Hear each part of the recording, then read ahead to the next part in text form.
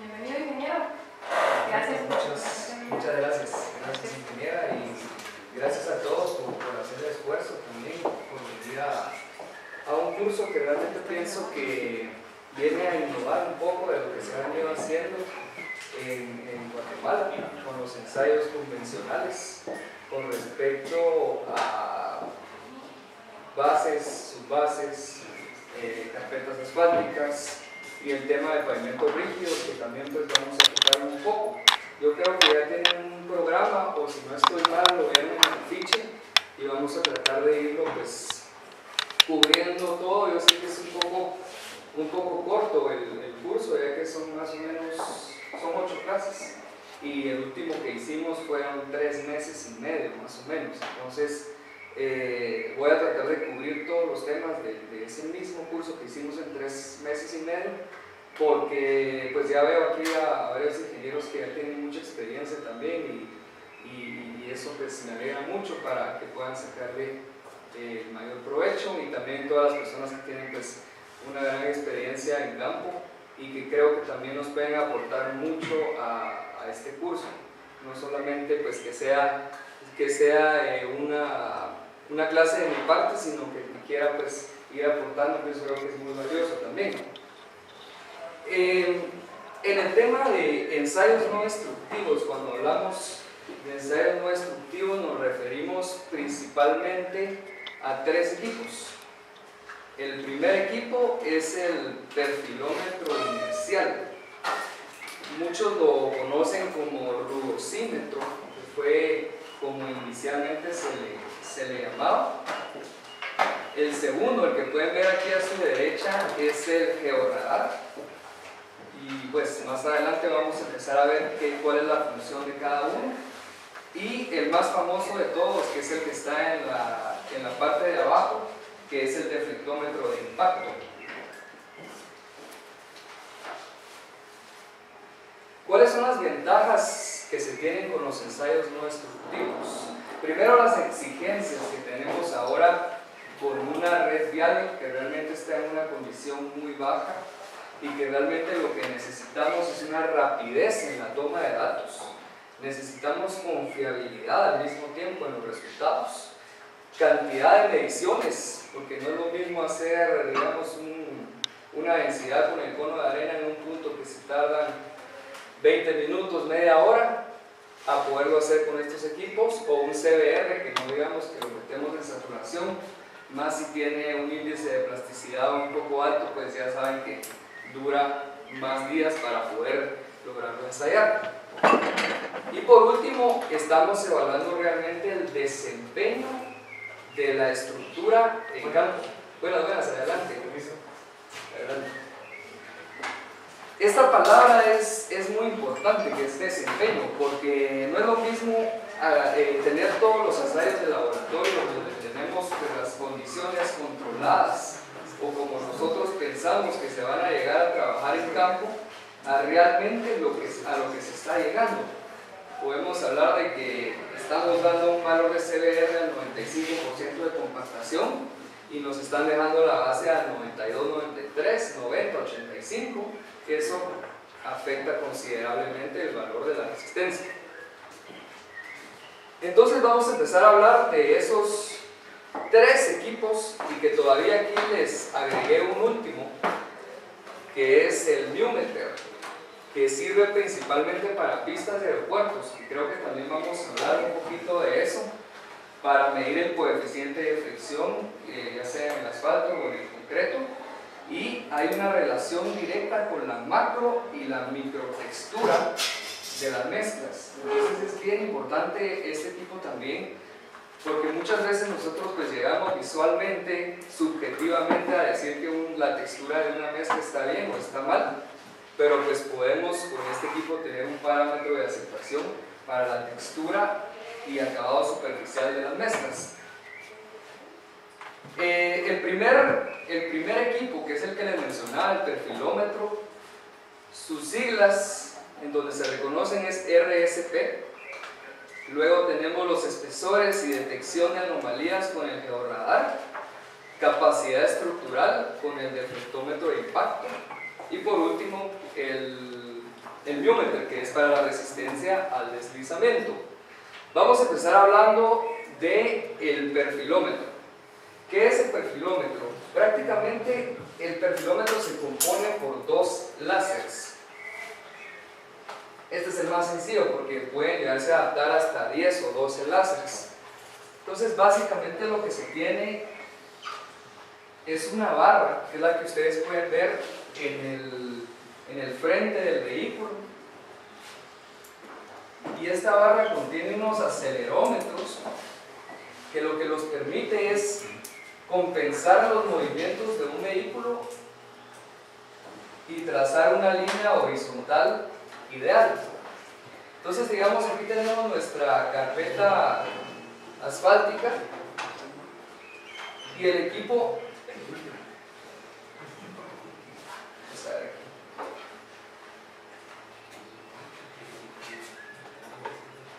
El perfilómetro va a tener dos láseres, un láser izquierdo y un láser derecho, que van a marcar las huellas de los vehículos. Y en este caso, pues lo que se está midiendo prácticamente es un perfil longitudinal. Entonces vamos a trabajar con un perfil longitudinal derecho y un perfil longitudinal izquierdo.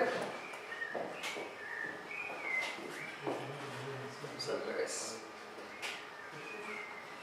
Aquí es donde ustedes pueden ver pues cómo funciona todo el sistema. Aquí tiene una computadora que va registrando los datos de los perfiles longitudinales. En este caso lo tiene en la parte de atrás, la barra.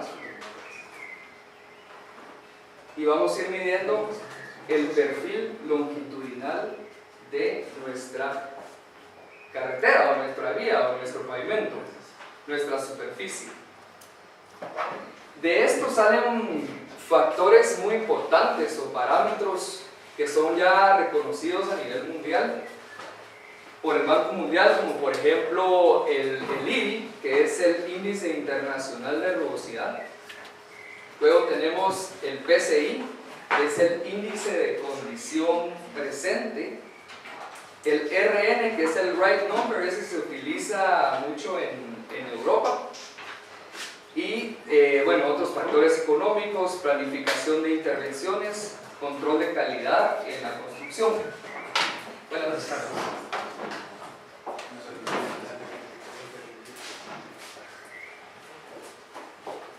Entonces, realmente donde estamos empezando es en el servicio de la vía.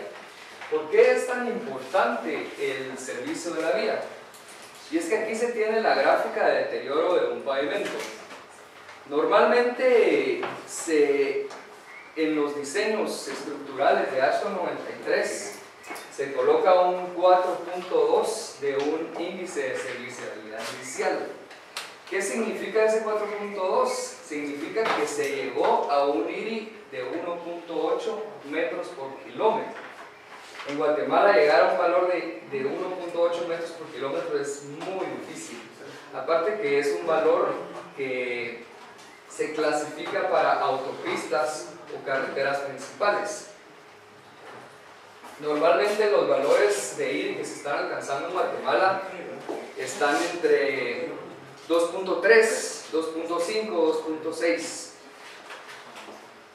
Entonces hagamos de caso que nosotros tenemos nuestra superficie y la superficie va acumulando irregularidades que son diferencias de alturas con respecto a una línea horizontal.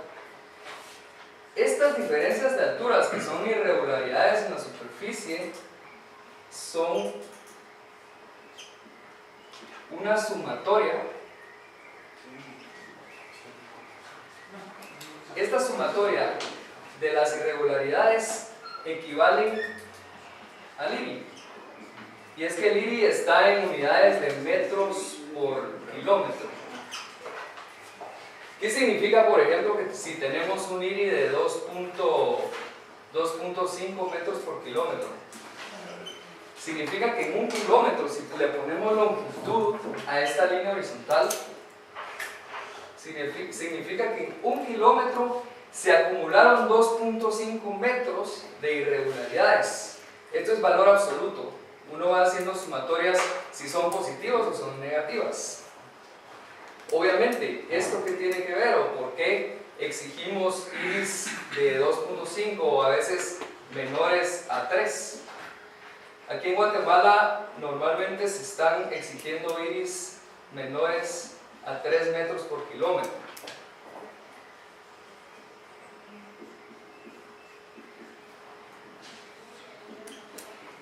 Iris menores a 3 metros por kilómetro equivalen a un índice de serviciabilidad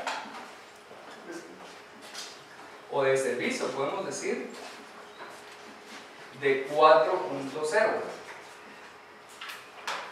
Si nosotros no alcanzamos los valores de 3 metros por kilómetro, le estamos disminuyendo la vida a nuestro pavimento.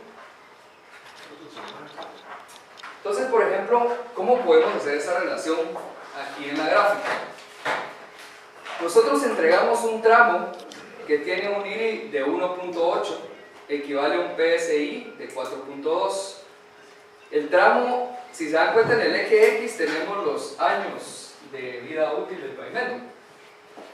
Entonces, si se dan cuenta, el pavimento pues a través de los años va acumulando ejes equivalentes y va perdiendo servicio. ¿Qué significa perder servicio? Significa ir subiendo el IRI, del valor de IRI. Digamos, este 2.5 se va a mantener los primeros 3 años, 2 años. Depende mucho del tipo de pavimento, si es rígido o si es asfáltico. Luego va a empezar a tener un IRI de 2.8 ya en el año 5. Luego vamos a tener un 3.2, 3.3 digamos, en el año 7, y ya vamos a alcanzar un 4.5 en el año 10.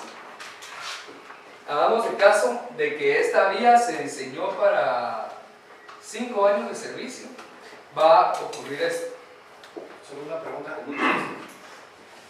¿Esta pérdida de servicialidad va a ser por tráfico o por edad del asfalto? Tiene mucho que ver, digamos, hay varios factores. Primero, Lo que pasa es que yo tuve la experiencia en la franja transversal de que la diferencia entre del pavimento viejo con el nuevo no había mucha. ajá. Mire, ahí prácticamente tenemos dos factores. Primero, el tránsito, mientras más irregularidades existan, va a ser más agresivo. Quiere decir que probablemente en este pico, en vez de pasar un eje equivalente, se va a multiplicar por 5. Entonces realmente el tránsito es muy influyente en el IRI, definitivamente. Digamos, si tenemos factores de oxidación por el tiempo en el asfalto, abollamientos, por las temperaturas, altas temperaturas, aquí estamos usando asfaltos AC20, AC30 convencionales que ya no son aptos para las temperaturas que tenemos en las regiones, en los climas calientes aquí en Guatemala, también va a influir, ¿verdad? También va a influir en el IRI. Al final de cuentas, los láseres van captando todas las irregularidades con respecto a este tipo de fallas. Y obviamente el procedimiento constructivo, todo el tema de compactación, de la finisher, todo eso también, pues el IRI inicial va a ser muy importante para la preservación del pavimento. Es que a mí me creó una duda porque la edad del pavimento tenía más de 20 años. Ajá. Y la diferencia de iris no era, tenía 3 antes de que trabajara. Y el iris actual ya trabajaba, o ahorita actual de que anda con él, ya es de 2.4. Okay. Entonces ahí no hay tanta diferencia, a pesar que son 20 años de edad del pavimento. Sí, digamos un IRI de 3 no está tan mal para tener 20 años. Está en buenas condiciones. Es más, solo con pensar en un valor de 3 se podría hacer un fresado y un colocado de una sobrecapa. Fácil. Si se subió a 2.4, no sé si hicieron ese procedimiento, no estoy enterado, pero prácticamente estamos hablando de que se quedó igual, ¿verdad? Subieron 0.6 metros por kilómetro. Sí, pero es que ya son factores económicos y de Sí, ya empieza otro rollo, ¿verdad? Pero sí es buena la analogía. O sea, normalmente los iris que hemos medido ahorita en la red vial están entre 5, 8, 9, donde ya da pena presentar esos valores porque da más pena que el equipo se arruine por pasar en todo este infraestructura que no están diseñados tampoco para este tema de reconstrucción, ¿verdad? Y a eso vamos. Por ejemplo, hay un punto de la vida útil del pavimento en donde es óptima la rehabilitación. Si pasamos de ese punto, empieza ya una mayor rehabilitación y luego pasamos ya a la reconstrucción. Digamos, la red vial de nuestro país, la mayoría de carreteras ya están prácticamente en esta zona. Oye, son 5 o 6 veces más caro hacer una reconstrucción que hacer una rehabilitación. Por eso está ahora tan de moda hacer la recuperación del pavimento existente, y entonces porque pues, es la única solución para poder volver a poner en servicio estas vías. Lo ideal es quedarse en el punto en donde el pavimento ya tiene un IRI, en donde necesita un fresado y una sobrecapa, y se le aumenta otros 10 años de vida. Entonces, obviamente, es mucho más económico para el tema de presupuesto. A este modelo es que queremos llegar. Por ejemplo, nosotros entregamos un tramo, pasan 10 años y escogemos el IRI, porque el IRI se escoge en el diseño. Por ejemplo, en ASPA 93, que es lo que comúnmente se aplica aquí en Guatemala, se tienen dos factores, que es el PO y el PT. Este es el índice de servicio final y este es el índice de servicio inicial. Y normalmente viene la gente y de una vez le pone 4.2 y 2.5 o 2.0 como que si fuera una receta, pero realmente aquí esto depende directamente del valor del IRI. O sea, si nosotros entregamos un tramo para que realmente cumpla con este 4.2 del diseño, tendría que ser un 1.8 metros por kilómetro. Es un IRI prácticamente de una autopista en Estados Unidos, que en Estados Unidos llegan a IRI de 1.5, 1.6, 1.8. Aquí estamos llegando más o menos a IRIs de 2.3 en los mejores casos. ¿Qué te indica la especificación de cambios? No indica nada. No indica nada. Realmente el tema del libro azul No te dice no toca. ¿cuál es el máximo ahí? No. La certeza es lo que lo gusta. Digamos, el tema del IRI es muy importante para la actualización del libro azul. Habría que, yo creo que ahí dice. Hay un cuadro. Ahí dice. Hay un cuadro. Sí, Sí, dice un dice. cuadro. Hay cuadros de Dice para pavimento flexible, para pavimento de concreto asfalto. ¿Y de cuántos serán los valores? 1.8, 2.5. Esos valores son muy exigentes para lo que se está logrando. Pero eso es lo que dice. Pero los tiene. Voy a revisar el libro azul porque realmente no sabía yo que sí estaba esa tabla, y me extraña ver la sección tal vez para realmente poderlo comparar, ¿verdad?, con los resultados. Muchas veces es difícil definir el valor del IRI, porque un valor del IRI se puede medir con el equipo cada 25 centímetros, digamos. O se pueden hacer, esto no está a escala, pero se pueden hacer mediciones cada 50 metros, cada 100 metros y cada 10 metros, cada 25 centímetros. Entonces, ¿cuál es la diferencia? Por ejemplo, si yo mido el IRI cada 25 centímetros, me da un IRI de 3, por ejemplo. Es mucho más exigente. estoy tomando una mayor cantidad de datos. Ahora, si lo mido cada 10 metros, me va a dar un IRI de 2.3. Luego, cada 50 metros me va a dar un IRI de 2.0 y cada 100 metros me va a dar un IRI de 1.8. Estás hablando solo en tangente, ¿no? No, eso está hablando Eso te quería preguntar. general. Lo que pasa es que como la norma exige para las curvas ciertos metros, antes, después, y las vías son las áreas homogéneas, ya son tangentes y...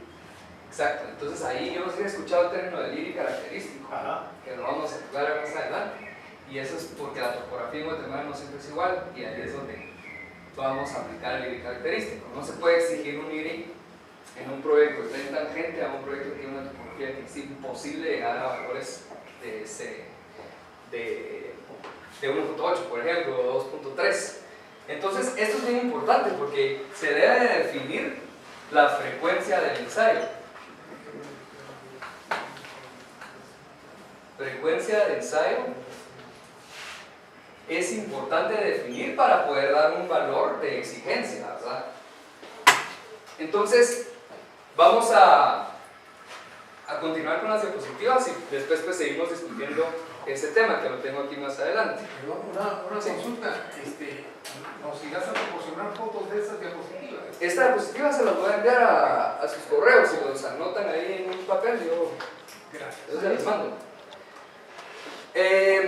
Bueno, aquí tenemos prácticamente las características del perfilómetro, que evalúa la regularidad o comodidad en la conducción también, confortabilidad del usuario. Esto ya es un tema en donde ya lo toma en cuenta también el Banco Mundial, en el sentido de que si tenemos un pavimento más irregular, pues afecten los factores económicos, ya sea por depreciación de vehículo, neumáticos y todo este tema, emisiones también de gases.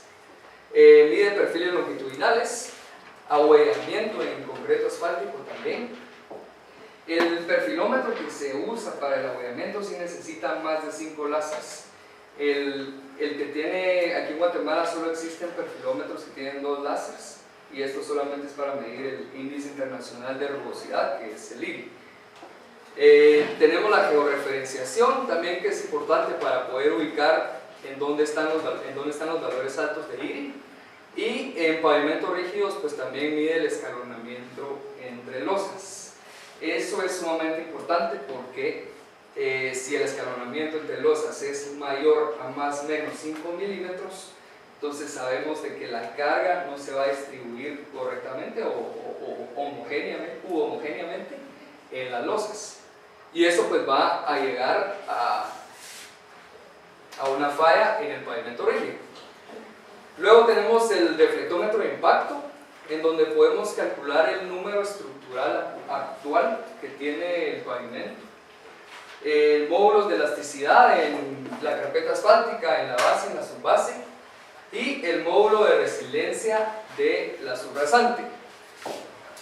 Esto es importante, ya nos estamos aquí saliendo un poquito del tema del IRI, y antes de empezar con el deflectómetro de impacto, también es importante definir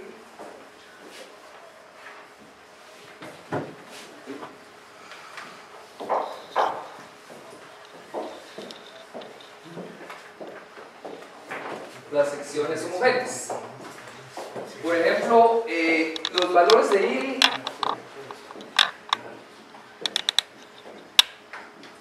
se deberían de especificar de esta manera.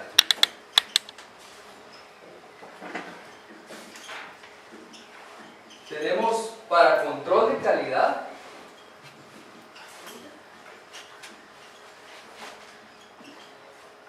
debemos tomar datos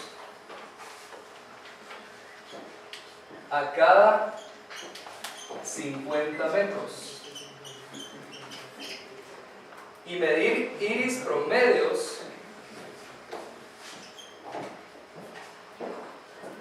tomar datos a cada 50 metros. Luego tenemos el tema de diseño. tomar datos. Vamos a un poco mejor de aceptación.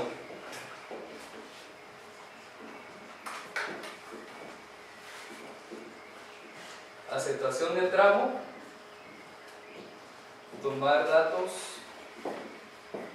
a cada 100 metros.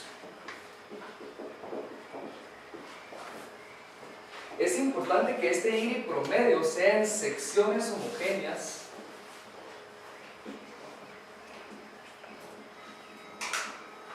no menores a 1 kilómetro.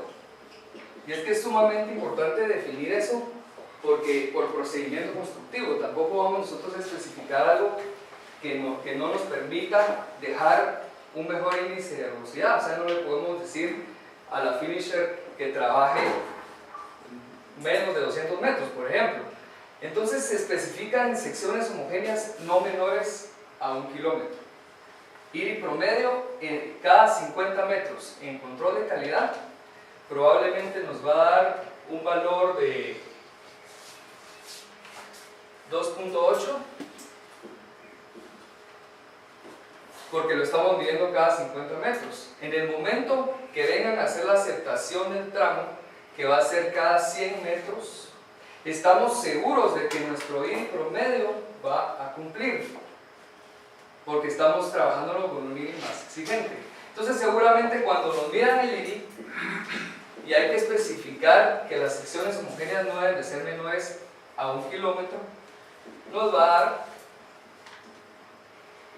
igual a 2.5, por ejemplo. Entonces, ¿cómo se especificaría el IRI? ¿Qué frecuencia de ensayo vamos a tener? ¿50 metros o 100 metros? Si es control de calidad o si es aceptación. Y que las secciones homogéneas no sean menores a 1 kilómetro. Ahora vamos a entrar un poquito a hablar del reflectómetro de impacto.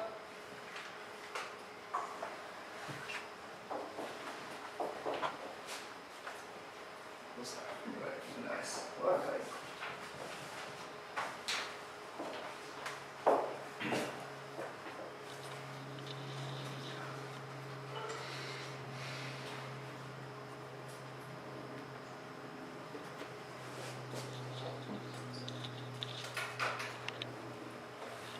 Yo creo que cada vez estamos a tiempo de hacerlo. ¿Puedo borrar aquí? No hay ningún problema. Para hablar del deflectómetro de impacto, que es el FWD, normalmente conocido como falling weight, es el FWD.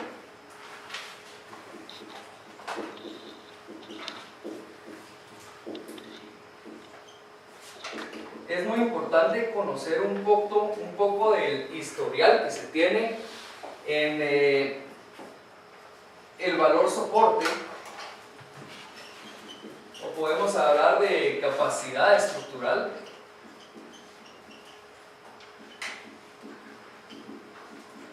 De las capas de pavimento. Entonces, ¿cómo inició todo? Todo empezó con el tema del valor soporte de California, que todos conocemos como CBR. Aquí tenemos unas condiciones controladas de humedad y el peso unitario seco máximo, que como todos sabemos está controlado el CBR por la compactación Proctor,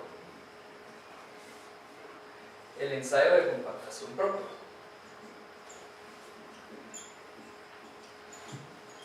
Luego viene todo el tema de densidades de campo, en donde existe la densidad por medio del cono de arena.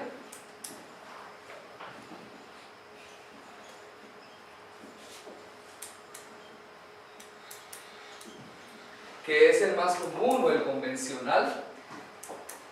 Y luego pues ya han ido viniendo lo que es el densímetro nuclear o el densímetro sonar, el densímetro eléctrico, que son herramientas también muy valiosas. Es importante mencionar que los ensayos no destructivos son una herramienta para hacer mayor cantidad de mediciones y son una herramienta estadística. O sea, nosotros lo que queremos ver es la tendencia o una zona débil o una zona donde podemos detectar con, en el caso del deflectómetro, pues deflecciones altas, en el caso de rugosidad, índices de rugosidad más altos. Entonces, por medio del densímetro nuclear o sonar.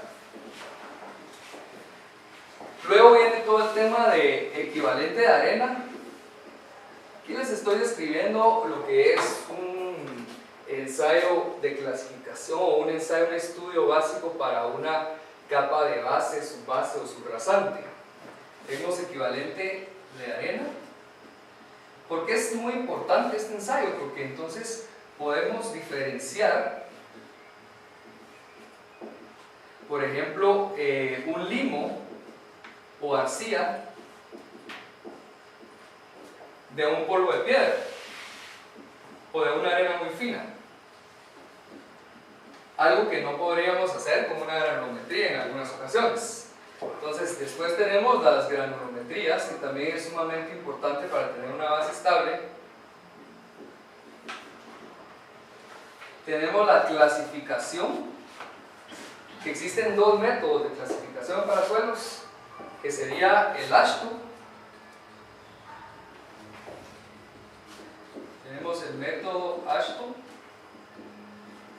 y el SUX, que este método de clasificación pues se usa un poco más en el tema de geotecnia.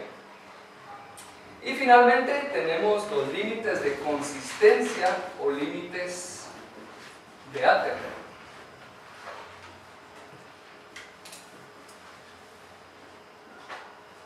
O límites de Atterberg, como también se conocen.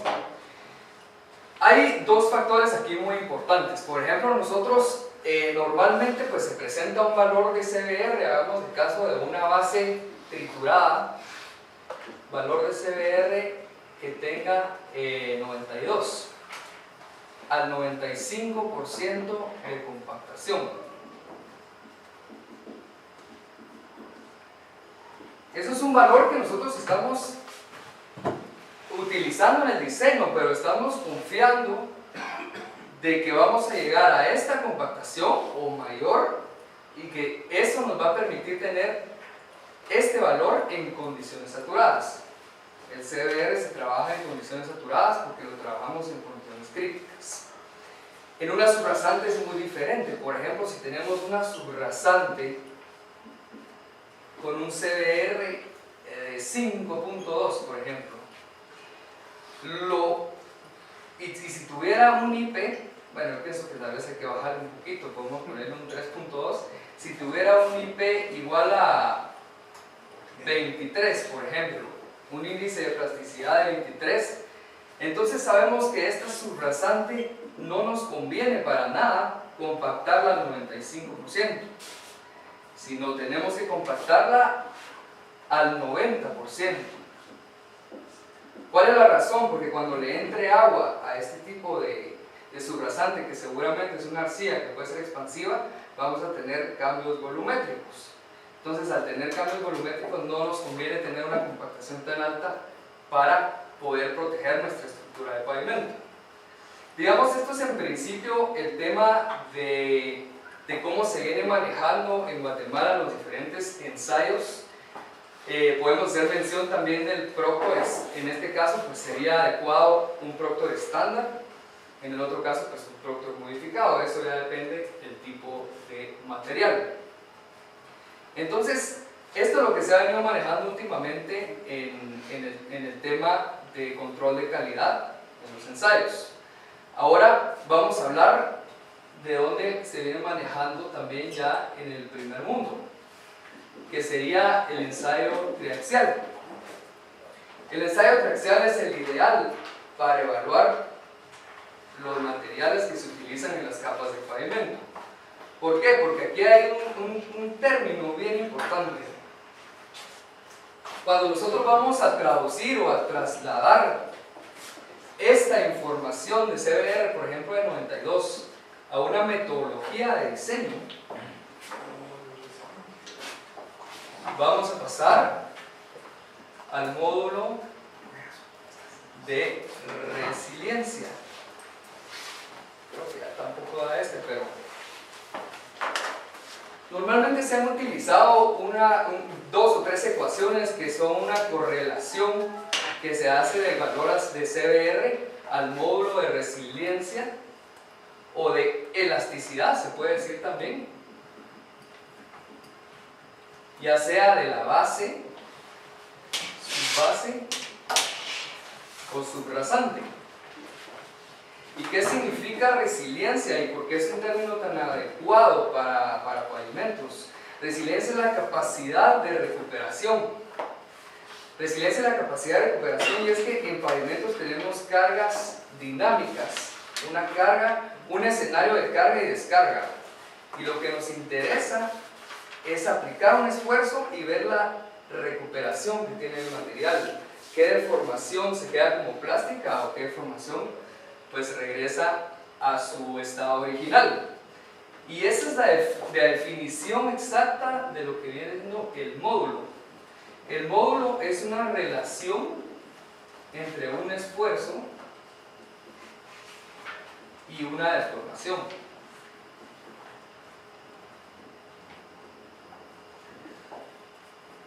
Entonces ahora vamos a hablar un poco del triaxial, de por qué es que obviamente un triaxial es mucho más caro que hacer un CBR, por eso el CBR se sigue aplicando y tampoco es un mal ensayo, se debe de seguir, pero siempre se debería hacer un complemento con un triaxial cíclico. El triaxial cíclico es el que se utiliza específicamente para un escenario de carga-descarga.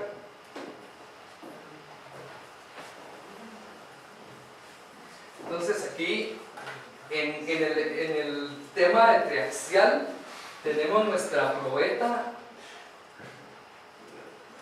en donde está siendo afectada por un sigma 3, que es nuestro esfuerzo por confinamiento. Luego estamos aplicando aquí nuestro esfuerzo cortante, que es el sigma 1. Y en un triaxial cíclico logramos aplicar una carga-descarga y ver la capacidad de nuestro material de recuperarse ante una carga. Entonces, un módulo de resiliencia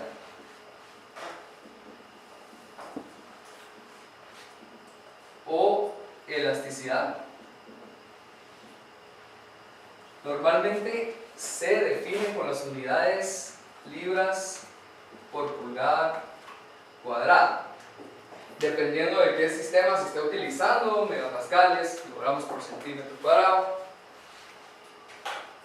Pero al final de cuentas, aquí estamos en el triaxial, estamos obteniendo el módulo de resiliencia directo y no pasar por una correlación de un CBR que muchas veces ya son obsoletas o se ha demostrado que no es un valor representativo del material subrasante.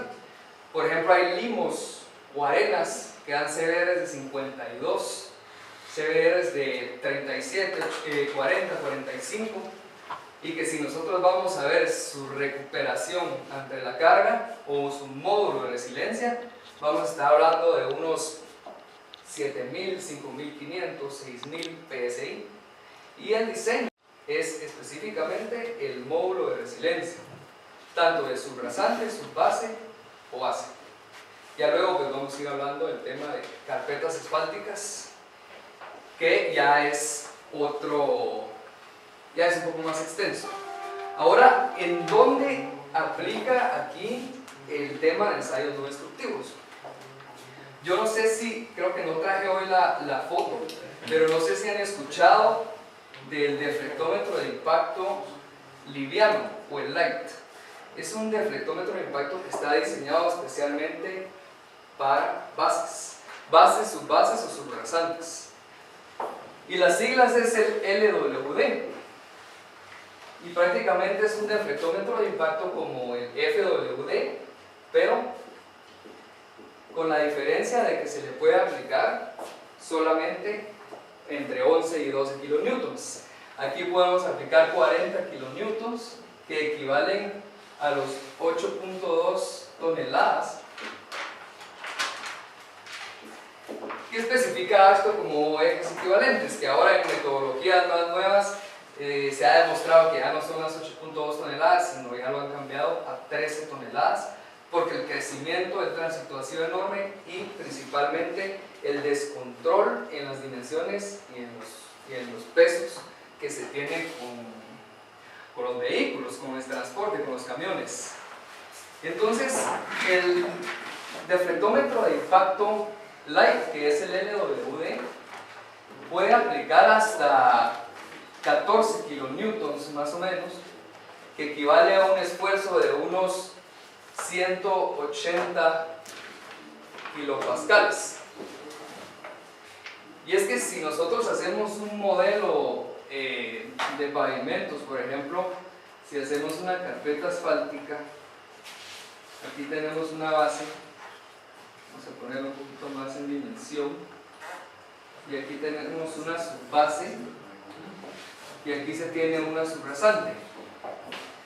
Hagamos de caso una estructura de lo más convencional que existe, que serían 8 centímetros, 20 centímetros de base, 25 de subbase y la subrasante. Cuando nosotros ya tenemos el pavimento, digamos que no se ha trabajado la carpeta, sino lo tenemos a nivel de base. Bueno, si quieren, antes de explicarles esa parte, voy a dar lo que quería explicarles. Cuando nosotros aplicamos aquí el esfuerzo con el deflectómetro de impacto, cada una de estas capas va a tener una deformación. Aquí va a existir una deformación, aquí va a existir una deformación, otra deformación, otra deformación.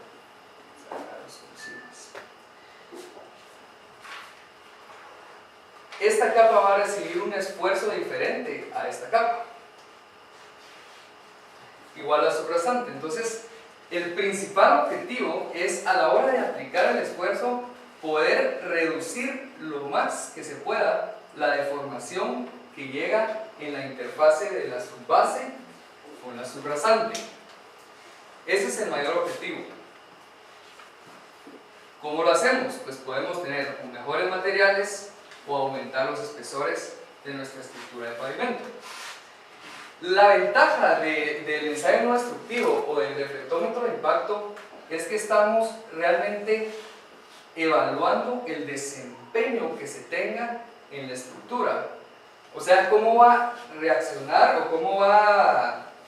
Sí, vamos a aplicar una carga sobre la carpeta y vamos a recibir una deformación, un esfuerzo contra una deformación, que es, definimos un módulo de pavimento. Igual en la base, un esfuerzo contra una deformación. En la subbase, un esfuerzo contra una deformación. Entonces es sumamente importante evaluar. Por ejemplo, si yo aquí tengo una compactación que me lleva al 85%, yo no voy a tener las mismas características que lo que tenía en el laboratorio al 95%. O sea, si realmente no se chequearon las compactaciones como debería de ser, el deflectómetro de impacto no me va a mentir, sino vamos a aplicar la carga, el esfuerzo, y vamos a recibir una deformación. Entonces, ¿qué sucede? Por ejemplo, vamos a irnos desde la subrasante. La subrasante la empezamos a chequear con un esfuerzo más o menos. Estos son rangos convencionales, creo que es importante también apuntarlos. Las subrasantes normalmente, obviamente esto habría que hacerlo en un modelo de un programa que calcule esfuerzos y deformaciones y meter todos los módulos y características de los suelos, pero en Guatemala normalmente una subrasante se debe de evaluar con un esfuerzo entre 70 y 100 kilopascales. Una subbase se debe de evaluar entre 100 y 150 kilopascales. Una base se debe evaluar entre 150 y 180 kilopascales. Esto depende mucho de si la base es estabilizada, o es una base granular, o es una base triturada. Este es Bueno, el dato para que llevas a la subrasante y el segundo es para su base. Casi no lo... Sí, este sería subrasante, tenemos entre 70 y 100 kilopascales. Disculpe, ¿no podría cambiar el color? Es que no se ve rojo Sí. prácticamente. Es que está aquí con, yo creo que no son tan buenos, pero vamos a ver. Voy a tratar de escribir un poquito más. Entonces, subrasante viene entre 70 y 100 kilopascales.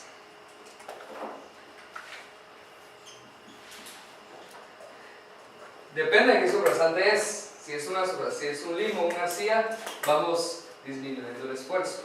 Si ya es una arena, es un selecto o una arena pómez, que al final de cuentas es una 4, ya lo evaluamos en 100 kilopascales. Una subbase normalmente la evaluamos entre 100 y 150 kilopascales. Aquí estamos hablando de una subbase granular, una subbase triturada 130 más o menos y una subbase estabilizada 150 kilopascales. Y las bases las evaluamos entre 150 y 180 kilopascales.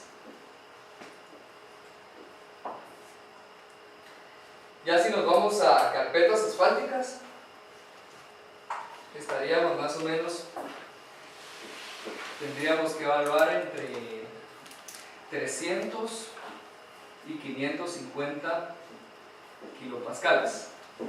No digamos pavimentos rígidos, que ahí sí, pues ya nos vamos mucho más alto. Entonces, depende de qué capa estamos evaluando, vamos a aplicar el esfuerzo. Y ahí es donde definimos la carga en el deflectómetro de impacto. Si es una carga de 10 kilonewtons, normalmente, por ejemplo, para que tengan una relación, ya después vamos a hacer ya las ecuaciones, pero 5 kilonewtons equivale más o menos a, podemos decir, 80 kilopascales. Ya 11 kilonewtons, estamos hablando de 150 kilopascales, y 40 kilonewtons ya nos está tirando los 550 kilopascales. Entonces, normalmente cuando se va a trabajar una medición del deflectómetro de impacto, se define la carga en función de qué capa se está evaluando, si es una subrasante, una subbase, una base o una carpeta asfáltica, y pues ya le decimos nosotros a la persona que está haciendo la medición: necesito una carga, por ejemplo, de 11 kilonewtons, porque estoy evaluando una subbase o una base. Y eso idealmente se debe de comprobar con un modelo de esfuerzos y deformaciones previo. Básicamente con eso estamos en términos generales de cómo se debe aplicar el esfuerzo en cada capa. Otra cosa muy importante es el tema de las mediciones. Por ejemplo, cuando vamos a campo y tenemos, hagamos de caso, 10 kilómetros, ¿cómo se deberían de hacer las mediciones del deflectómetro? Se tienen 10 kilómetros de longitud,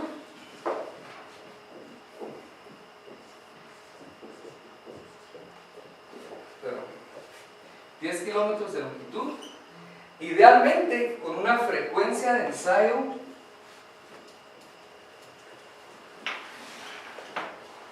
de 50 metros en forma alterna. ¿Qué significa eso? Que voy a tener, por ejemplo, normalmente mi calzada, donde tengo 2 carriles ya terminados, voy a intercalar mis mediciones. Voy a tener, por ejemplo, aquí mi estación 0 y aquí voy a tener mi 0 más 0,50 y la voy a hacer de este lado. Luego en la 0 más 100 me voy a regresar a este lado. Obviamente esto no lo hacemos, no movemos el equipo de aquí para acá y luego de aquí para acá, sino hacemos un carril primero medido a 100 y luego ya se intercala el regreso. Hay que recordar que estos equipos vienen odometrados y con GPS, entonces este tema pues ayuda mucho a hacer ya después el control o el procesamiento de datos. Entonces este es básicamente el criterio de la forma alterna o de intercalación de datos. Aquí en Guatemala normalmente no se llega a esta frecuencia de ensayo por temas de presupuesto o algunas otras situaciones. Entonces se están evaluando cada 100 metros en forma alterna, o a veces cada 100 metros en el carril que está más dañado. Ahí sí que depende, pero para esto sí hay normativa y según la clasificación de la vía o para lo que se va a utilizar, se debería de hacer cada 50 metros en forma alterna. Quiere decir que vamos a tener pues mayor información y si se nos va a pasar alguna zona débil del pavimento o del subrasante, pues se nos va a pasar menos si hacemos la frecuencia cada 50 de forma alterna. Entonces, creo que como primera parte, esto hemos llegado ya al final y la segunda parte pues ya la seguimos viendo después de que hay café, creo yo, café y algo de comer para que puedan tomar el ensayo para definir la resistencia a un esfuerzo cortante diametral. Se viene con la estabilidad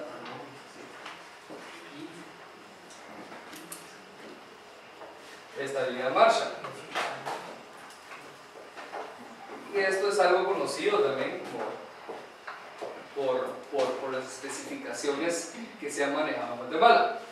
Normalmente se dan valores en mezclas asfálticas. Vamos a dar un ejemplo de una mezcla de concreto asfáltico convencional de 2.800 libras fuerza, por ejemplo, 3.000, 3.300 también son valores que se obtienen. Incluso cuando hablamos de concreto asfáltico es cuando estamos aplicando, por ejemplo, un AC20 o AC30, que es el cemento asfáltico. Normalmente estos son los dos que se utilizan, que se han aplicado aquí en Guatemala.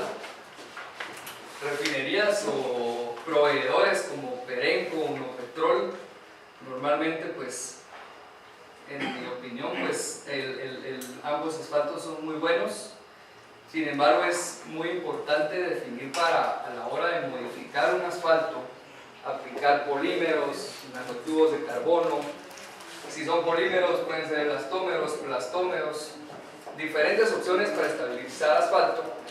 Es muy importante que el asfalto base o el cemento asfáltico base sea constante para que sea un cemento asfáltico modificable u homogéneo.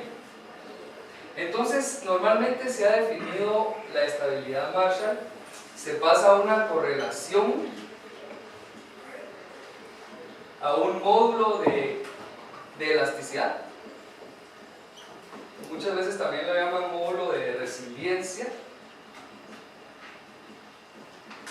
Yo he visto que han puesto valores de 350.000 PSI, a veces 400.000 PSI.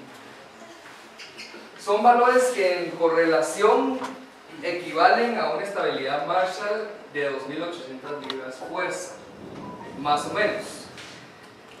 Pero lo mismo, estamos pasando por un ensayo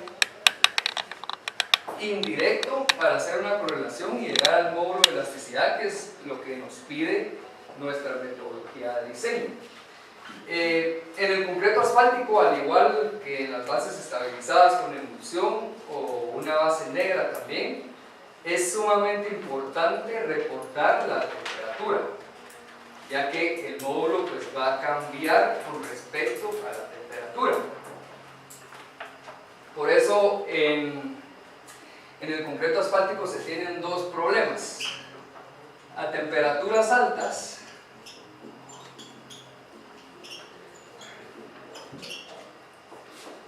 tenemos la patología del ahuellamiento. Y el ahuellamiento es donde pues, nuestro asfalto no es capaz de contrarrestar la temperatura ambiente o la temperatura interna de la carpeta y fluye y entonces pues aplica deformaciones plásticas. Cuando tenemos temperaturas bajas, que aquí en Guatemala pues no considero que sea un factor tan importante, probablemente en algunos lugares como Quetzaltenango, San Marcos, nos vamos al tema de la fatiga.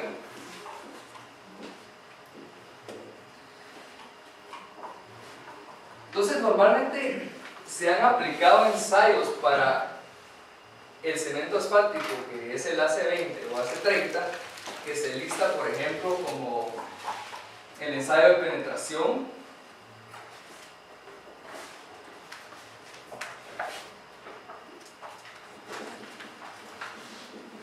luego viene la viscosidad,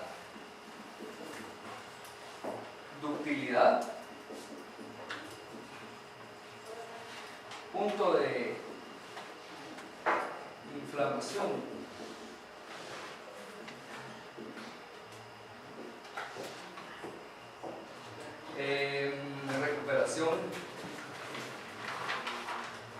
recuperación elástica,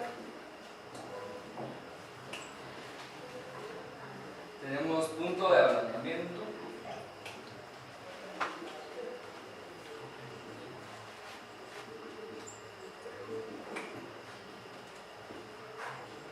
densidad. Este es el paquete, digamos, de ensayos que normalmente se ha hecho para caracterizar un cemento asfáltico. Es un poco complicado lograr definir el desempeño que va a tener un asfalto con estos ensayos, sin embargo es lo mínimo que se tendría que tener en una producción de mezcla. Cada pipa que venga con el asfalto debe ser, bueno, cada pipa se debe definir una metodología de muestreo, pero se le deben de chequear estos ensayos como mínimo. Ahora, yo no sé si han escuchado que a veces también caracterizamos los asfaltos como un asfalto 60-70. Esta caracterización es por penetración. Entonces, normalmente se ha clasificado el asfalto por penetración o por viscosidad, que es cuando hablamos ya de AC20, AC30, es una clasificación por viscosidad.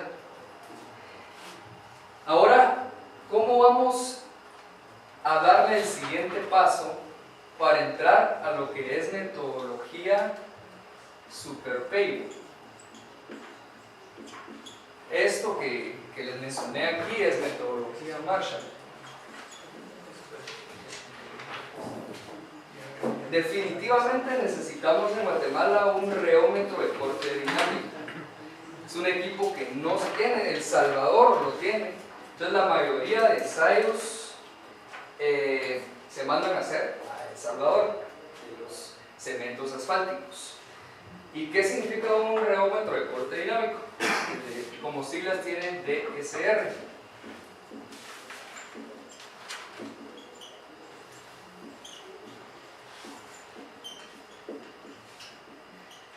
No sé si han escuchado de la clasificación de los asfaltos por grado de desempeño.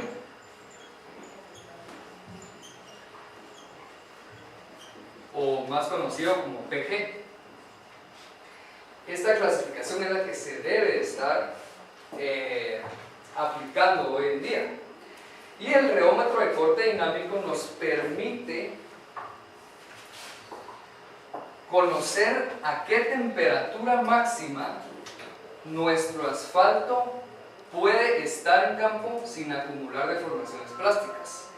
Normalmente los asfaltos AC20, AC30, Perenco o Monopetrol tienen un PG 58 menos 22. Si bien nos va, tenemos un PG 64 menos 22. Pero más de eso no se logran con los asfaltos convencionales. Es ahí donde entra, es sumamente importante conocer si podemos aplicar asfaltos convencionales en regiones con climas muy cálidos. Entonces, más de esto no vamos a encontrar en asfaltos convencionales. El que nos interesa aquí en Guatemala es el primer valor, que es el 58 y el 64. Esto está en grados centígrados. Quiere decir que máximo, como temperatura interna de la mezcla, podemos tener 58 grados. Si estamos arriba de los 58 grados centígrados, vamos a tener deformaciones plásticas. Abollamiento, por ejemplo. El menos 22 aplica a climas extremadamente fríos. Menos 22 grados centígrados nunca vamos a experimentar aquí en Guatemala. Y hasta la tenemos más fácil, porque para determinar este valor con este equipo se necesita nitrógeno líquido para enfriar y es sumamente complicado, pero no lo necesitamos, sino el equipo pues sí logra sacar el 58, el valor de la temperatura máxima. Este equipo creo que está alrededor de los $75,000 más o menos.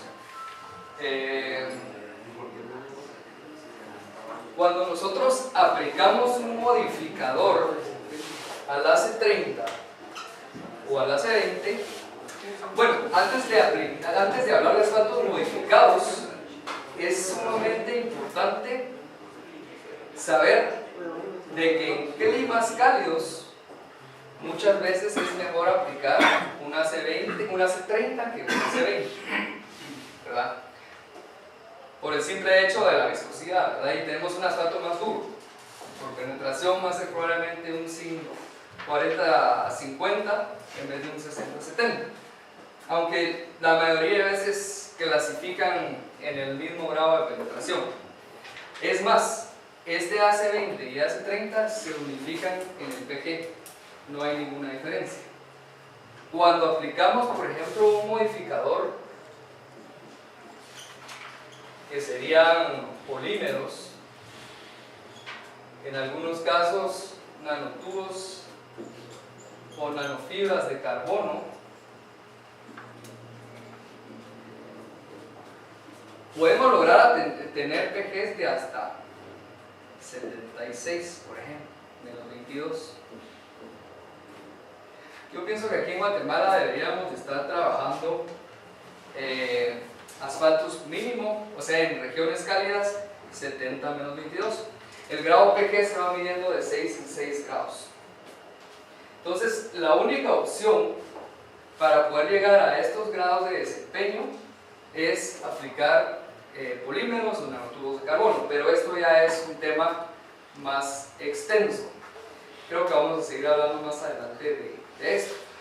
Regresando a lo que se utiliza ya en las mezclas, que es la estabilidad Marshall, y se correlaciona a un módulo de elasticidad.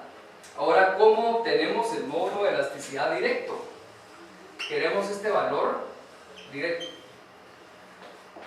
Existe un equipo que se llama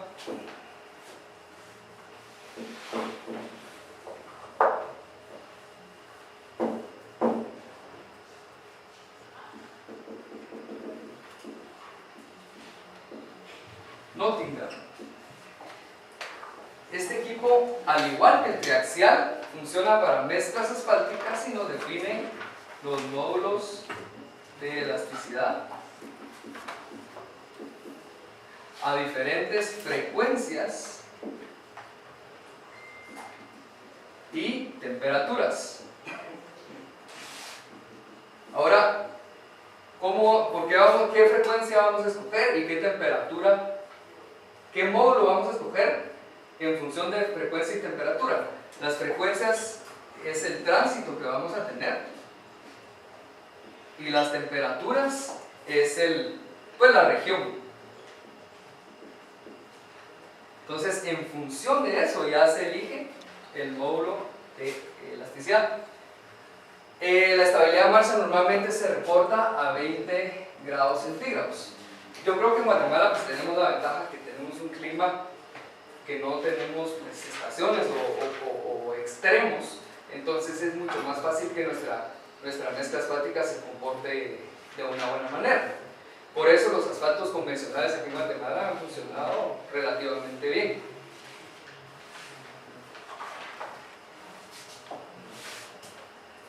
Cuando nosotros aplicamos el deflectómetro de impacto,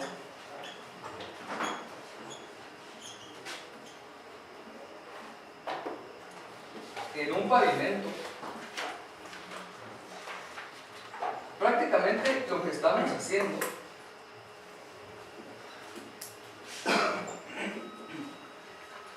es retroanalizar el módulo de elasticidad de la carpeta, de la base, subrasante, como ya vimos anteriormente. Es por eso es sumamente importante en las deflexiones que obtenemos del deflectómetro, corregirlas por temperatura, porque lo que queremos hacer es normalizar un módulo a 20 grados centígrados. Si no se recomienda hacer mediciones, si es una región muy cálida, entre 10:30 de la mañana a 2:30 de la tarde. Se recomienda trabajar temprano, trabajar un poquito más tarde, como 4:30, para no tener módulos tan bajos. De igual forma se corrigen, pero mientras la corrección sea menor, es mejor. Entonces, si ven que un equipo está midiendo a las 12 del día en Chiquimula o en Zacapa, o a las 10:30 de las 11, realmente es complicado hacer una corrección tan drástica, ¿verdad? Puede dar errores en la medición. Esto era una analogía, digamos, en el tema de lo que obtenemos con el deflectómetro, el módulo de elasticidad de la mezcla. Entonces, ahora sí vamos a la presentación. Vamos a hablar un poco del georradar.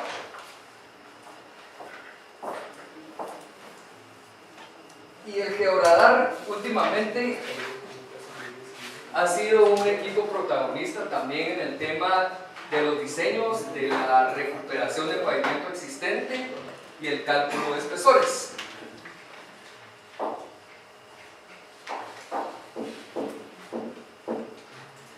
Ese que pueden ver en la pantalla es la configuración que se utiliza para pavimentos.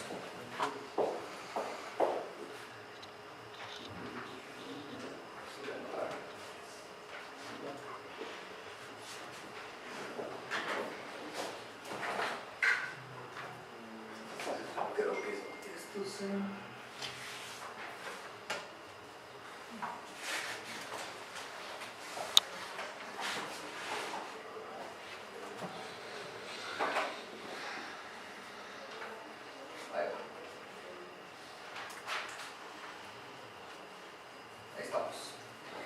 Estas que pueden ver son las antenas que se utilizan.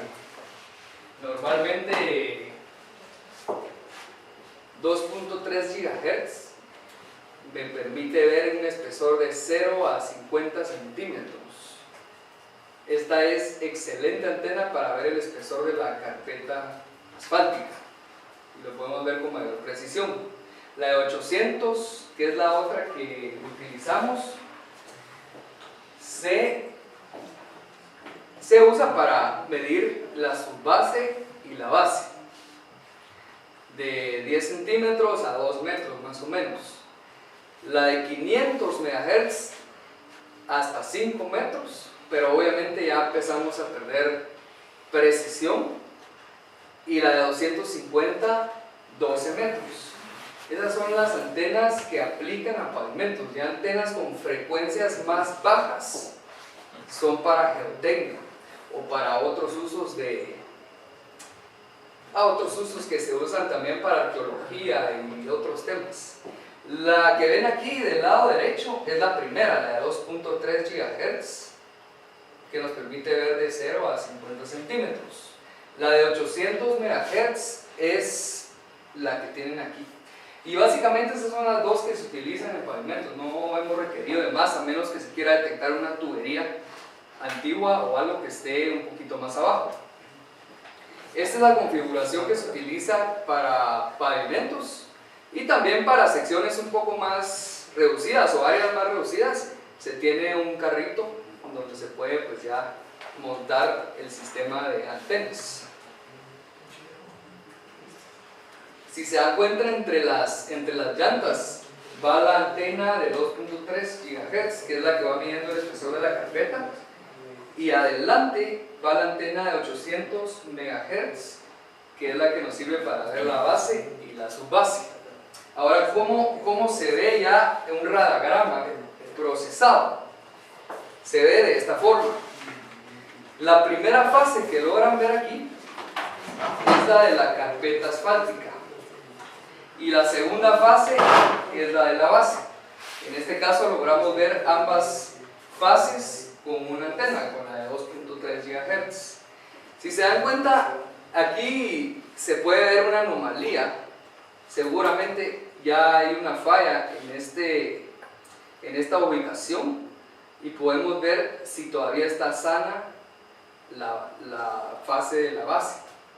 Esto es sumamente importante también para ver si la ascendencia de finos de la subrasante no nos ha afectado la estructura que empieza con la subbase, luego con la base, y pues ya tenemos problemas en la carpeta. Anomalías, ¿verdad? Por ejemplo, aquí anomalías en la base, procesos constructivos. Por ejemplo, muchas veces llegamos al tramo y ya todo está tapado, pero con el georradar podemos ver si realmente se colocaron el espesor que era, por ejemplo. Y diferentes signos. O sea, por ejemplo, aquí pueden ver que el espesor de la base pues, no es homogéneo. En el caso de explorar, siempre se necesitan una par de calicatas para como comparación o calibración, digamos. Definitivamente. Por ejemplo, los ensayos no destructivos no vienen a sustituir para nada a los ensayos convencionales. Vienen a dirigirlos y a hacerlo donde realmente se necesita, ¿verdad? Por ejemplo, yo para definir mi espesor o mi fase de georradar, hagamos de caso que tengo mi fase de la carpeta y de mi base, yo necesito conocer esto es electromagnetismo, pero a la hora que viaja la onda va a viajar diferente en cada tipo de suelo. Entonces, si yo tengo una base estabilizada, yo voy a tener una velocidad de 0.11 metros por nanosegundos, por ejemplo. Si yo tengo una base triturada o granular, voy a tener 0.14 metros por nanosegundos. En las carpetas normalmente estamos entre 0.09 metros por nanosegundos a 0.11 metros por nanosegundos. La única forma de definir las velocidades de cada capa es sacando una calicata. Por ejemplo, si yo estoy en mi estación 0,00, saco mi calicata, veo mi espesor que es de 8 centímetros, después me voy a mi base y veo que es de 20, y con esto defino yo qué velocidades tengo en mis capas y ya puedo hacer todo mi medición longitudinal. Obviamente, si hay un cambio de velocidad en el tramo, idealmente que se tenga la información necesaria. Por ejemplo, si se cambió, si hay un tramo con una base estabilizada y otro tramo con una base triturada o granular sin agente estabilizador, entonces va a cambiar la velocidad, ¿verdad? Muchas veces lo malo es que no tenemos esa información en los tramos. Entonces, respondiendo a tu pregunta, sí se debe de complementar con los ensayos no destructivos, las caricatas, perdón. Otra... Eso es solo para concreto asfáltico, el rígido no se puede... Sí, por ejemplo, rígido se puede detectar vacíos por debajo de las losas y poder programar una inyección de una lechada para regresar el soporte de... pero sí te alcanza la... O sea, Sí. sí lo puedes utilizar. Sí. Hemos utilizado bastante en rígidos. Pienso que la aplicación es un poco más... Exacto. Sí, definitivamente. Sí, el concreto lo toma muy bien, la fase del concreto. Las velocidades cambian bastante. Mientras más rígido baja la velocidad de la onda. Entonces, otra cosa muy importante, por ejemplo, yo no sé si tengo algún ejemplo por aquí. Por ejemplo, si se logra una anomalía como esta, yo voy a hacer mi calicata en este punto. De nada me sirve va a hacer mi calicata en este punto, ¿verdad? Entonces la idea de Ferradar es orientar las calicatas y no hacerlas como se ha acostumbrado, cada 500 metros, 250 metros, y realmente no saber, o probablemente a la par, a 200, a 50, a 20 metros tenía yo el problema, ¿verdad? Entonces la idea es poder hacer la calicata en la ubicación más crítica de nuestra estructura de pavimento o subrasante. ¿Tiene alguna pregunta hasta el momento? No sé si seguimos.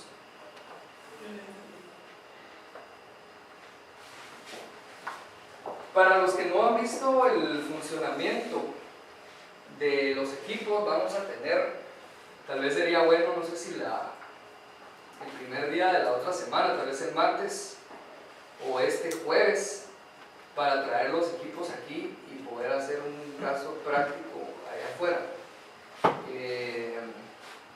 Y que ustedes puedan ver pues, todo lo que se puede obtener, la operación de los equipos, y ya en función de lo que hemos venido a hablar. Creo que tal vez sería mejor el martes de la otra semana para poder dar un poco más de introducción.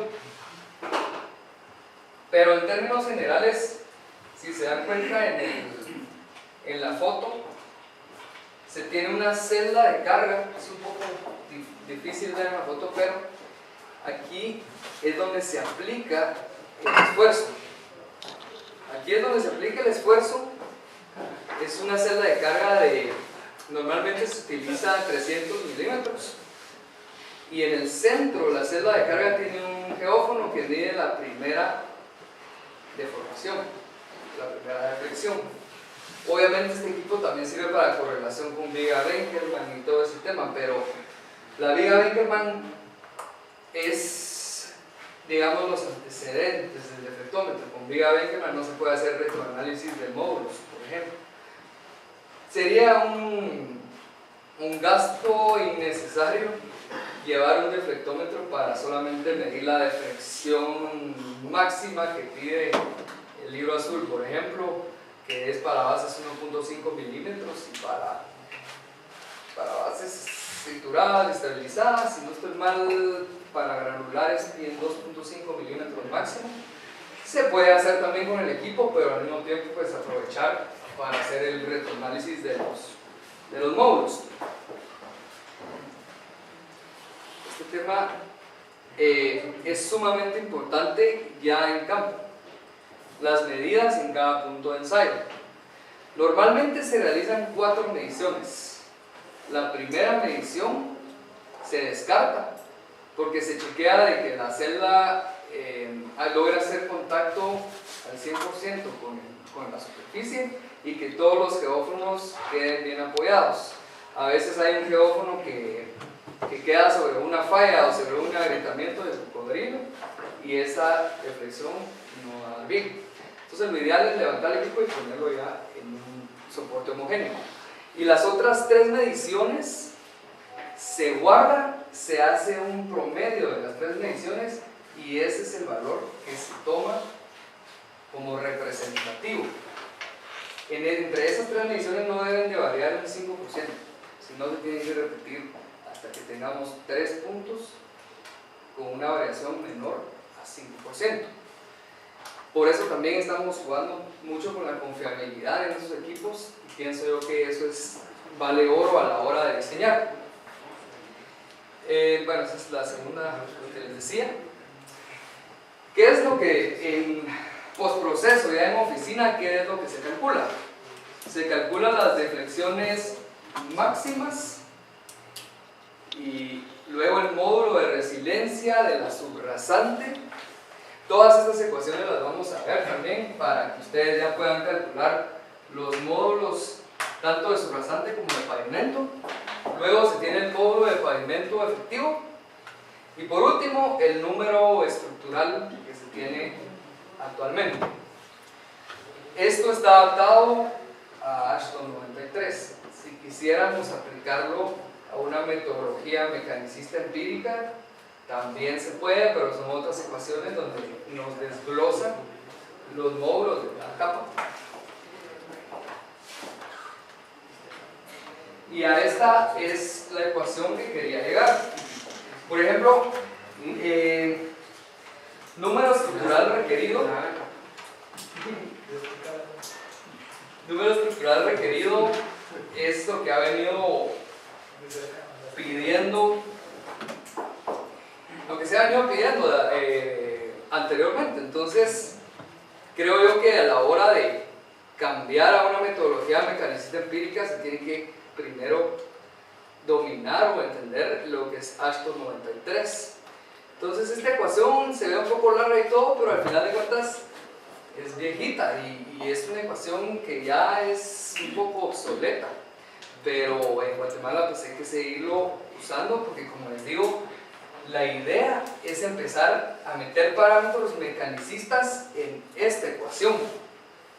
Y aquí es donde podemos ver diferentes factores que hemos visto hoy más temprano y vamos a empezar con el W18. Ese, previo a un diseño, todos sabemos que también vamos a tener una clase de diseño y proyecciones de tránsito. Tenemos ejes equivalentes a 8.2 toneladas. Podemos poner un ejemplo vamos a ver, esto depende del tiempo que se le quiera dar de vida y de otros factores, pero hablemos de que va a estar en 4 millones de ejes equivalentes. Para 5 años de vida útil. A mí me gusta usar el término vida útil o servicio, 5 años de servicio. Porque recordemos que ¿qué significa 5 años de servicio? 5 años de servicio significa que vamos a estar en un IRI inicial, que lo pusimos como 2.3 metros por kilómetro, y vamos a terminar en un IRI de 4.0 metros por kilómetro.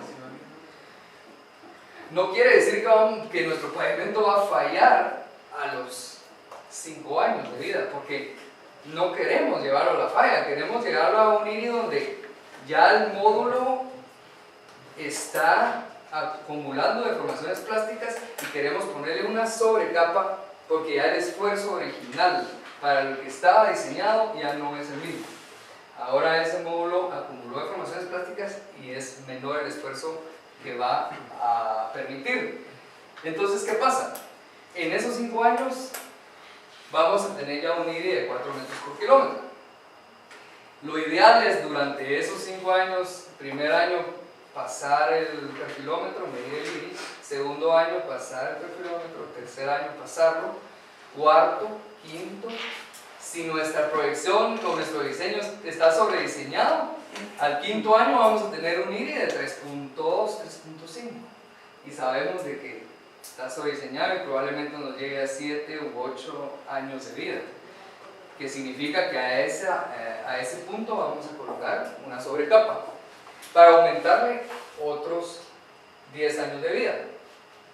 Entonces el primer factor de la ecuación es la proyección de ejes equivalentes, que en este caso 4 millones para 5 años es una vía con un tránsito mediano, de mediano a alto aquí en Guatemala. Luego tenemos el factor ZR. El factor ZR va a estar en función de la confiabilidad. Últimamente los diseños aquí por la falta de presupuesto se han tenido que trabajar todos al 75% de confiabilidad. Idealmente se recomienda un 75% para vías secundarias, un 85-80% para vías principales, aquí se podría decir autopistas, 95% de confiabilidad. Obviamente, entre más confiabilidad va a pedir mayor espesor y va a ser más caro. Tengo una pregunta. Cuando hablas de número de ejes equivalentes, yo he visto que a veces en las carreteras ponen digamos, unos sensores ahí como para contar, me imagino. Pero exactamente qué significa, digamos, decir 18,000 libras o un número de ejes equivalentes? Ok, significa que el pavimento está diseñado para soportar 4 millones de ejes equivalentes a 8.2 toneladas. Por ejemplo, eso está en función del camión más agresivo para los pavimentos, que es el C2. El C2 es el... Dos ejes nada más. Dos ejes simples, esa distribución de carga es fatal, es agresiva para el pavimento. Por eso debería realmente de empezar a incorporar los C3. Realmente yo sé que hay mayor gasto en el tema de neumáticos y llantas, pero la distribución de la carga es mucho menos. Ahí se cuenta también el eje delantero, digamos, un camión de volteo. Normalmente tiene 2 ejes traseros y uno delantero. Sí. Serían 3 ejes. Digamos, en ese caso sería un simple. Sería un simple y un tándem. ¿Y eso cómo cuenta? Digamos, cada camión tiene su factor de equivalencia a las 8.2 toneladas.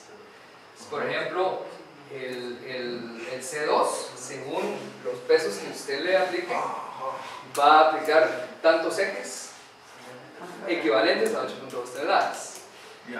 ¿Verdad? Digamos, si yo diseño con un C2 y una carga mayor, no una carga, sino un peso mayor del camión, me va a tirar 4, 5, 6 ejes equivalentes por su paso. Es un ejemplo. O sea, digamos, un camión de volteo de 3 ejes, como decimos nosotros, que lleve, digamos, digamos 16 toneladas, serían 2 ejes equivalentes. Eso lo vamos a ver ya. Hay que hacer bien el cálculo como una ecuación. Okay, ahorita no tendría como en mente, pero lo vamos a hacer para poder ver a qué equivale cada camión según los pesos traseros y delanteros que se les asignan. En caminos hay unos pesos ya desactualizados, diría yo, y es muy importante pues tener ese tema del control de pesos con las balanzas.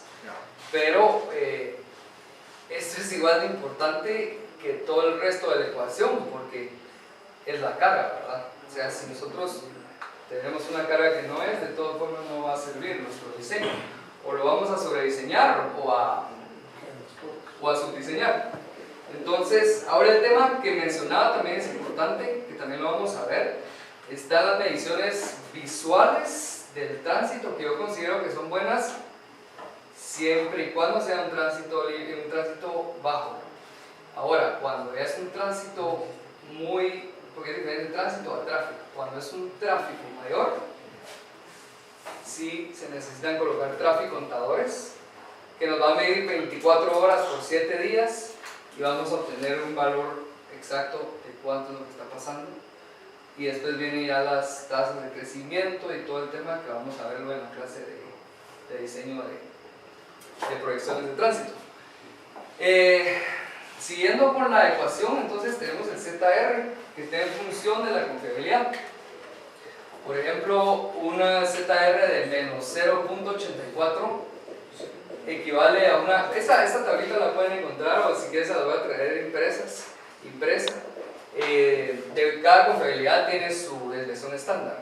El menos 0.84 equivale al 75% de confiabilidad.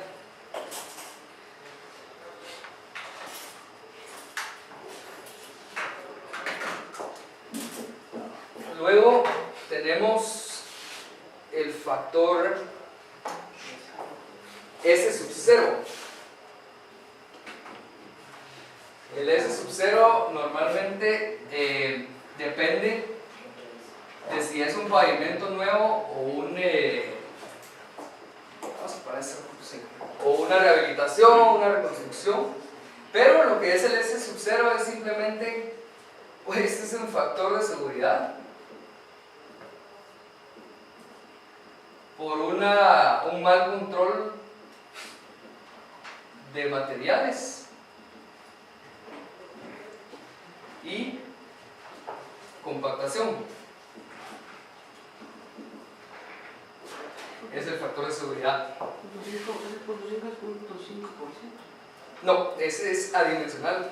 Ajá, suena factor. Ese es lo que tiene S93, digamos, los factores de seguridad fantasmas. Entonces, por eso las otras metodologías son un poquito más, se pueden optimizar un poco más, pero también es un poco más peligroso.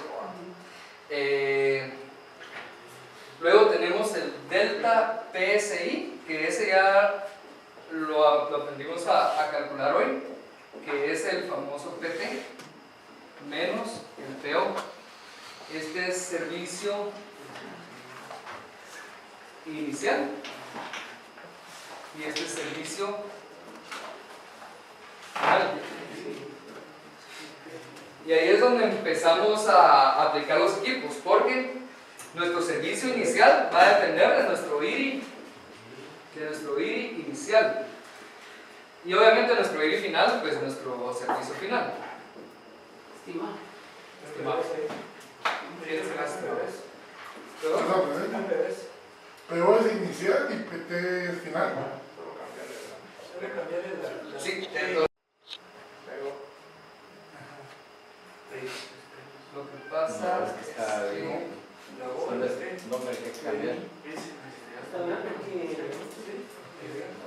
sí, ahí estamos. Ajá. Entonces, y final. Entonces, si tenemos un IRI de 2.5, por ejemplo, metros por kilómetro, vamos a tener un 4.0, y como decían por ahí, el PT sí hay que estimarlo, ¿verdad? Vamos a decir, bueno, va a tener que ser un 2.0. Esto equivaldría a un IRI de 4.0 metros por kilómetro. Este es nuestro diseño teórico, pero ¿qué pasa si a la hora de entregar el tramo lo entregamos con un IRI de 3.2? Ya le reducimos vida a nuestro pavimento, porque ya nuestro factor inicial o nuestro servicio inicial va a ser de 3.8 más o menos, y eso nos va a pedir más espesor, y como ya lo colocamos, ya tenemos todo como si fuéramos a llegar a un IRI de 2.5, vamos a tener menos años de vida útil.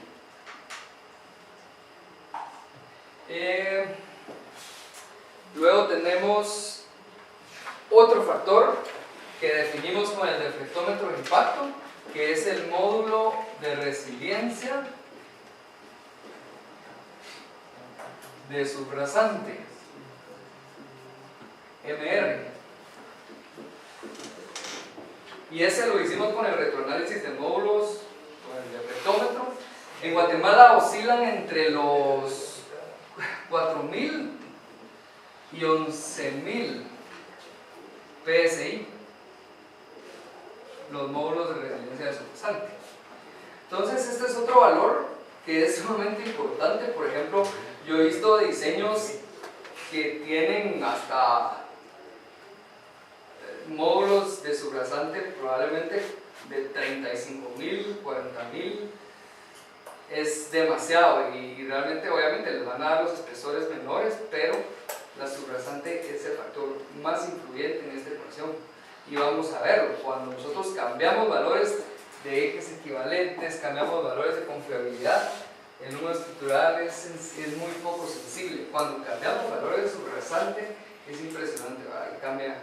Entonces, si realmente se quieren bajar espesores, suban el valor de las subrasantes, pero no es conveniente para nada. Y finalmente pues está la variable del SN, que es la que vamos a despejar.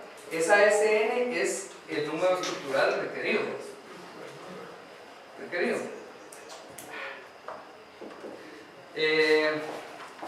Hay una función que se llama en Excel, que se llama solver, y con esa es bien sencillo hacer el cálculo de esta ecuación.